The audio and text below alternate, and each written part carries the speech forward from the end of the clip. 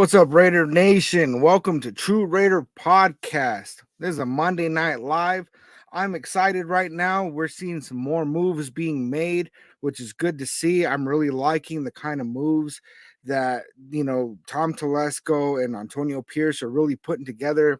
Honestly, most of these look like Tom Telesco kind of moves. But I got to tell you guys, I'm really liking what I'm seeing, both in free agency and the draft. I feel like a lot of pieces are just getting put together in a way that's just, I'm seeing a lot of good depth. I'm seeing a lot of good moves that are kind of under the radar kind of signings, and I really want to just kind of get into them, man. So you know, um, Las Vegas Raiders signed former Chargers wide receiver Jalen Guyton. Now, we're going to talk about Jalen Guyton first. Jalen Guyton is a guy that, he's a speedster. He's got 4.3 speed, or at least he did when he was coming into the league. Um, he opens up the field. He's really good with the long ball. He does definitely get those long passes. If you look at his stats, I'm going to go ahead and pull that up actually. If you look at Jalen Guyton's stats, he's not going to be your number one guy. That's kind of a given. But he's 6'1", 212 pounds, so he's not a tiny guy. He's definitely fast. It's his fourth season, and really, he had a couple of seasons in here where he had 400 or 500 yards, pretty decent average. Some of his longs, are up there 50, 59, 72. But he did kind of drop off. He did tear an ACL. And so he's kind of trying to come back from that. And since Tom Telesco, coming from the Chargers, I really think is in a position where he's familiar with this guy and knows what he's getting, right? And I don't think that Tom Telesco is under some kind of you know, illusion that he's getting this starting piece, right? I don't think that anybody thinks that Jalen Guyton's going to come on and be this starter for the Raiders.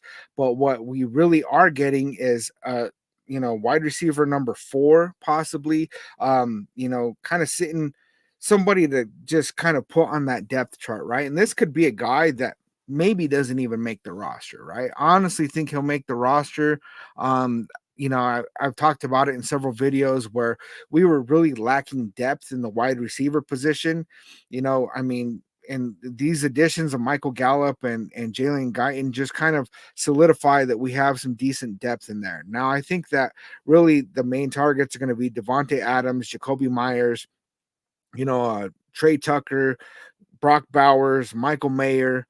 And then behind that, there's like DJ Turner and Christian Wilkerson. And, then we got Michael Gallup and we got Jalen Guyton, right? And so I think Michael Gallup and Jalen Guyton are going to sit higher than, maybe, I don't know where DJ Turner really stands. I know that he was really ranked.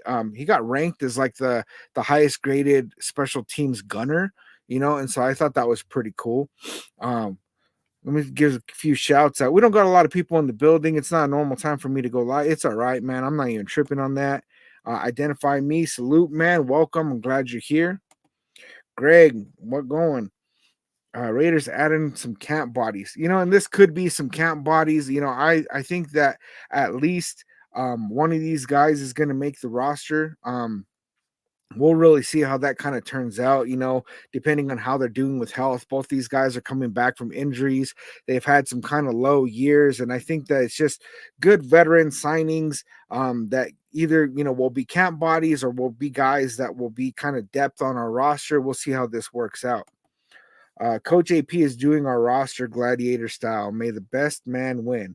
And I really love that, right? Because what we're looking at is we got competition at every level of the field. There's not a single spot where there's not some kind of competition in there, right? Like even Zamir White isn't just in like a no-brainer starting position right now. We are looking at him probably being our starter, but you bring on Alexander Madison, and you also got Dylan Lauby that's going to be able to give competition in the running back room. Now, I think Zeus wins that out, but really being able to have competition at all levels is really that's the kind of stuff that I think AP is definitely bringing to the table.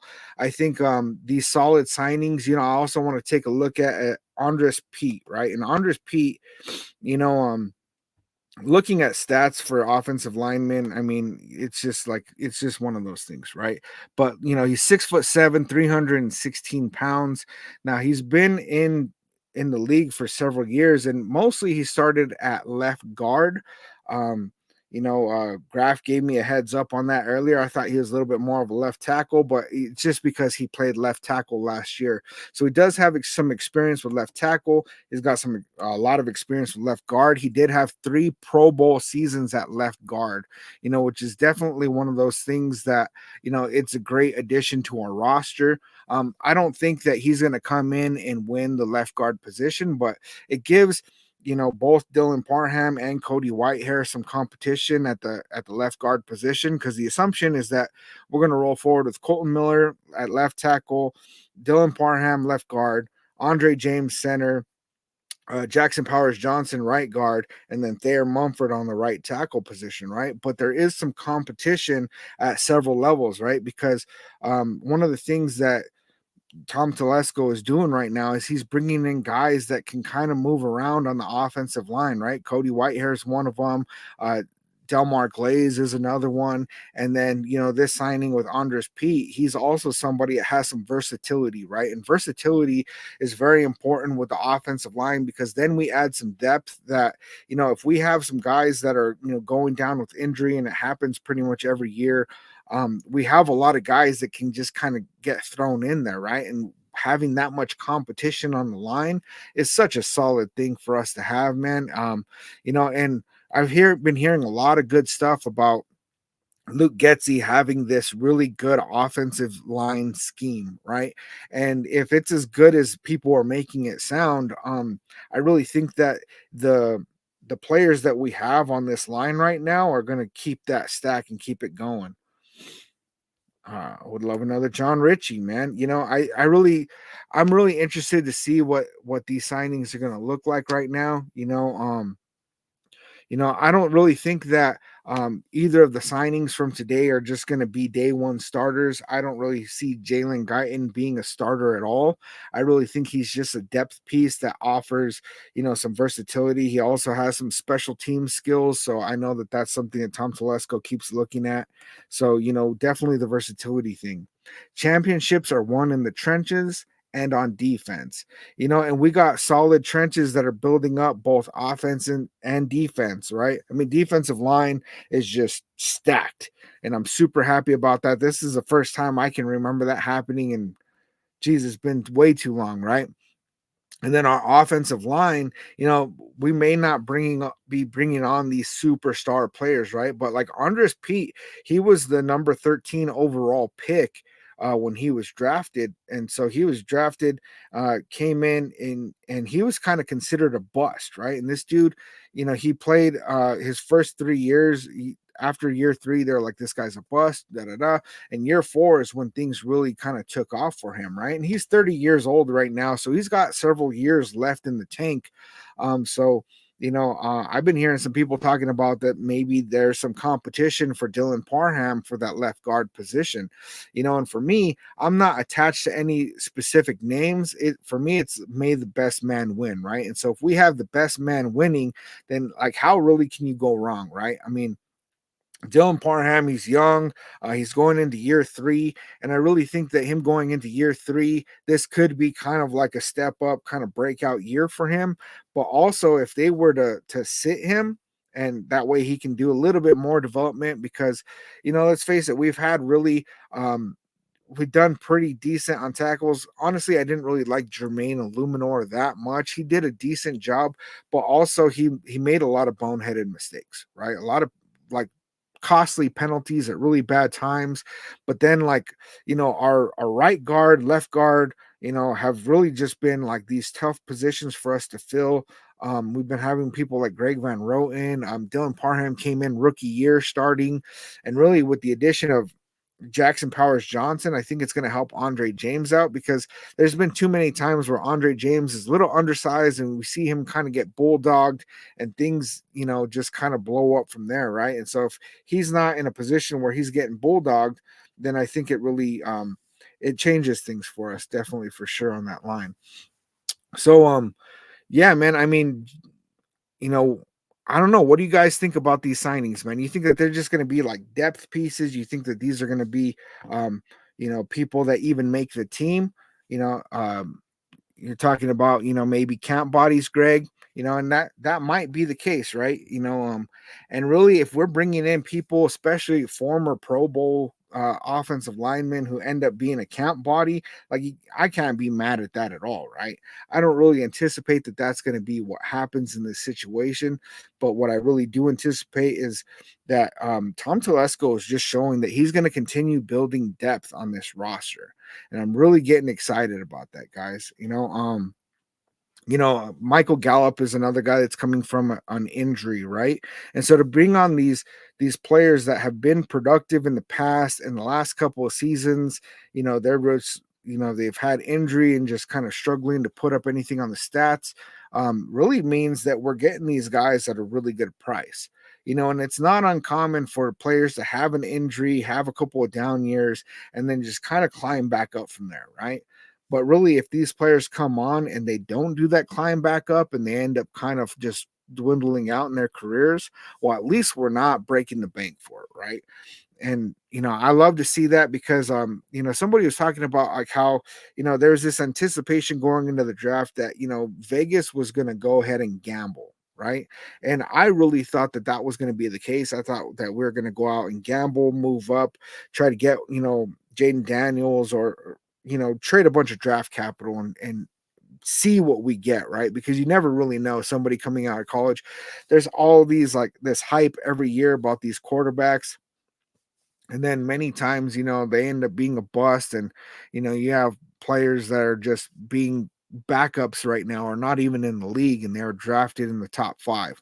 So we didn't go out there and gamble. What they're saying is the Raiders are now going we went out there and invested, right? And I love to hear that, because like right now our biggest weak spot is our quarterback room, which is honestly a pretty shitty spot to be. I don't really like the fact that quarterback room is considered a weak point for us, but also we got some pretty decent quarterbacks that are pretty serviceable, and like I think Gardner Minshew's already kind of shown what his ceiling is and what we can get out of him. But you know, a lot of people said that about Rich Gannon too, right? And Rich Gannon, he didn't do that great with the Vikings and with the Chiefs, and then he came in to the Raiders and had an MVP season, right? And so, like, I'm not saying Gardner Minshew's gonna do that, but I'm saying that it's a possibility, right? And then if you look at, and I hate the Aiden O'Connell and Tom Brady comparisons, but there's a lot of similarities there. And like, Tom Brady, I'm not a fan of Tom Brady. I really don't like him. But Aiden O'Connell coming in, um, I saw a matchup of his stats compared to Tom Brady's rookie season stats, right? And there was a lot of similarities in there, right?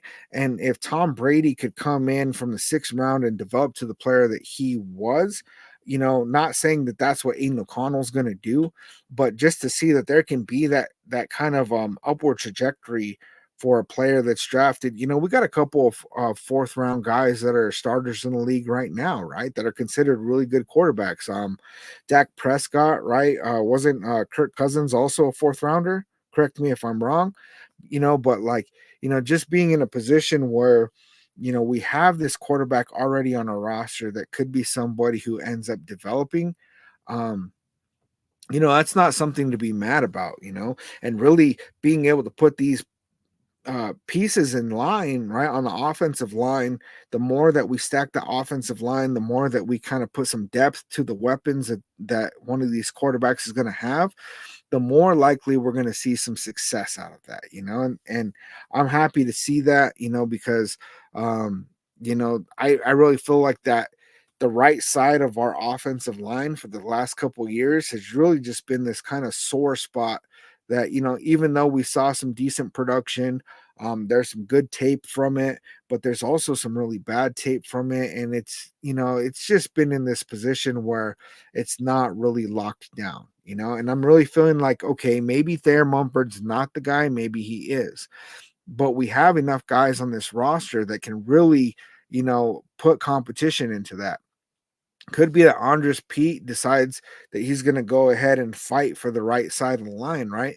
It's not uncommon for, tackles and guards that are used to playing on the left side, trying to revitalize their career, going ahead and moving over to that right side, and so no matter where they're putting competition, like you were saying before, I mean, just doing gladiator style, right? May the best man win, and as long as we're having that, I think that we're going to have players that are going out there and fighting because they want to get in that position, right? And I've said it before, but I really hate when I see players that just kind of sit back and they know they have the job, and then you start seeing them not showing up to camp, and they're just like, I'm not going to show up to volunteers, I'm not going to show up to this, I'm not going to show up to that. I just want to show up and play, and I really don't like seeing that. There was a video that I posted a couple of days ago, and it was something that the Raiders posted about, the voluntary OTAs, and you could just see like our starters were out there, right? Our superstar players were out there, and I love to see that, right? Because that means these guys are bought in. That means that they're not, taking the diva role, that they just really want to be here, right? And that culture that's really developing within our locker room is just like a beautiful thing to have, right? Because when you have dogs like Max Crosby leading the way, like it's very, very clear when you're not putting in that effort. And any of those players that aren't going to put in that effort, I think that we're going to see a lot of stuff like Marcus Peters, right? Where if we get somebody on our roster that's just really to put in the work, they're not going to last, right? They're going to end up getting cut. And if we're in a position where we're cutting players that have been superstars in the league because of their lack of effort, I don't think that that's a bad place to be in. We saw a lot of our DB room, the production went up after cutting Marcus Peters. We brought in Jack Jones, which was like one hell of a pickup, man. I'm really happy about the pickup that happened there. Man, it sounds like there's some stuff going on with my kids, man. They're getting a little rowdy. Sorry about that if you guys can hear it. Um, but yeah, man, I mean, really, being able to pull in Jack Jones, we saw the production go up, right? But a lot of that was just the hype around the locker room with Antonio Pierce and just things going in a new direction, right? And there was, some players that obviously were out on Josh McDaniels and Dave Ziegler, but it's some of those players have said that they really didn't lose the locker room, right? But what I'm seeing is that whether or not they lost the locker room or not, Antonio Pierce has the locker room, right? And with Tom Telesco making these really smart decisions and pulling in these right players, I love to see it, man. I really like not only that we're getting depth on our roster, but we're also getting depth in our staffing, right? The fact that he brought in Marvin Lewis as his assistant head coach, bringing in guys with experience is a beautiful thing. And then we also have Devontae Adams over here talking really good things about Luke Getsy, right? And Luke Getsy, I think that he gets a really bad rap because of what happened with the Bears. But whatever happened with the Bears, you know, seems to maybe have been situational. Um, I don't know if it's going to show out that it was Justin Fields all along that was really kind of not a good fit for that system, or if it was Luke Getsy that wasn't. I have a feeling that there's some combination of the two. But what I'm hearing is that, like, that Justin Fields really didn't have like a he wasn't really good at making multiple reads, right? And I've seen tape breakdowns of both Gardner Minshew and Aiden O'Connell that are showing that like both these guys can make multiple reads, right? And they're really good at reading defense and then being able to go through the progressions and okay, the first one's not there, the second one's not there, and being able to make that third or fourth throw without panicking run. I really love that. And that's one of the things that I was kind of hesitant about because I really thought that we're going to go get Jane Daniels. Is that when you got a quarterback that can run like that, then it really puts us in a position where that quarterback might bail out a little bit early and go for runs when they could have stayed in the pocket, right? Or they could have gotten to the outside a little bit and still made a throw. And I'd rather have somebody that's going to still make that throw than to have, somebody that's just trying to play hero ball and go for these runs on a constant. Now, right now, on the Raiders roster, we have 90 players, right? But we have the geez, I'm losing the word for it. If you guys can think of it, right? It's like the exchange program where, you know, we're able to hold 91 players on our roster, right? And because of that, um, that means that we have one position open, and I'm wondering what's going to end up being that signing, right? I think a lot of people are really hoping it's going to be corner. I'm also one of those that's looking at, Xavier Howard still out there, Stephon Gilmore, Dory Jackson. Like, there's a lot of good corners that are still available. These veterans that, okay, maybe they're not these true lockdown corner ones, but they're better than the guys that we have in that position, right? And I think that they could help bring, a veteran presence to the locker room along with a good skill set. And so what I would love to see is for us to bring in one of them, maybe on a 1-2 year deal, something like that, and let Jacorian Bennett kind of develop a little bit more. We got um, DeCamerion. Sorry, I couldn't think of his name, man. DeCamerion. And we also picked up um, um, MJ Devonshire. Sorry about that. So yeah, like we're picking up these corners, right? And they're really fresh. They're all later round guys, fourth round or later. And so to really give these guys some time to develop, what that looks like to me is the kind of move that you would make when you plan on bringing in a veteran cornerback that's going to play for maybe 1 to 2 years, right? That way these guys can sit behind them, develop. That way, you're looking down the road and being able to develop that new crop of players that's going to be able to step it up, right? And when you're adding draft picks along with that, I think that's, really a recipe for success, being able to have, you know, um, players that are just kind of coming in through the draft, developing and not getting thrown out there, when they're not ready. I think that we saw a lot of that out of Jacorian Bennett, where he just didn't really seem to be ready. I think that he, had a little bit of nerves. He seemed like his confidence got shook, right? And I really think that if he's been doing the proper work throughout, the rest of last season and the off season, going into this year, he could go ahead and make that step and go into a role where he could end up being our starter. And maybe they don't even have plans of signing a corner, right? Maybe they haven't even been looking at it.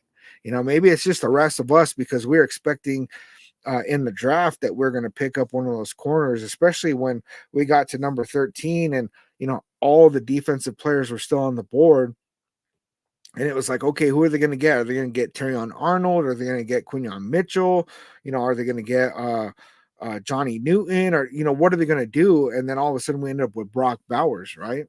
Which was, a shocker, I think, to everybody. I didn't see a single mock draft or prediction where somebody was saying, oh, we're going to draft a tight end, but that's the route that we went. And honestly, I think is a good pickup. But, maybe I don't know, man. Maybe we're more hyped about a corner than Tom Telesco and Antonio Pierce. Maybe they know what they already have in the locker room, and maybe they're not even considering it. Maybe Jacorian Bennett and Brandon Faison are going to battle it out for that corner one position. Jack Jones can sit on that corner two, and then we just added some depth. And I really like the depth that we added. Um, even like Trey Taylor, right? He's a safety, but and I was thinking like we don't really need a safety, but this guy won the Jim Thorpe award. Like he's like, after watching his tape, like this dude is solid, and I don't expect him to be like a starter year one, but I think that he's one of those players that will really develop into being one of those starters, right? I mean, we got Epps and Merrick are both, they got 1 year left on their deal. So it's really hard to say if they're going to end up being players that develop and I mean that stay on our roster, right, and continue to to play for us, or if we're going to be looking at developing the safeties that we have, because we got Chris Smith, we got Trey Taylor, we got Paul Mount, like, we got some good safeties in that room that, after sitting and developing for a little bit, I think that they can really step into that starting position. Man. So yeah, I mean, not a lot of news. We're signing some depth pieces. I figured I'd go live just because something's happening. And I love when all of a sudden there's a signing. I get real excited. I start looking into the player, and then it's like, oh, okay, well, that's like a depth piece, right? Like with Michael Gallup, it was like looking at it, and this is like, okay, this is a potential guy that can put up some production for us, right? Um, Jalen Guyton isn't one of those guys that really hits it for me where I'm like, okay, this is going to be a super productive player. But he has a couple years where he had 400 or 500 yards, right? And so if he can have those kind of years again for us, maybe he could be a productive player, right? But what I know is that we have some solid veteran depth being added to this. And I like what I'm seeing with this regime, guys. I didn't plan on staying on very long tonight, honestly. There's not a whole lot of news. There's not a whole lot to talk about. And yeah, man. So, keep a lookout. I'll be live again here shortly. I'll definitely be live on Friday. That's going to be at 3 p.m. Mountain Standard Time. So the TGI Raiders Friday Live is definitely going to keep going on. So I hope to see you guys soon. I'll catch you guys on the next one.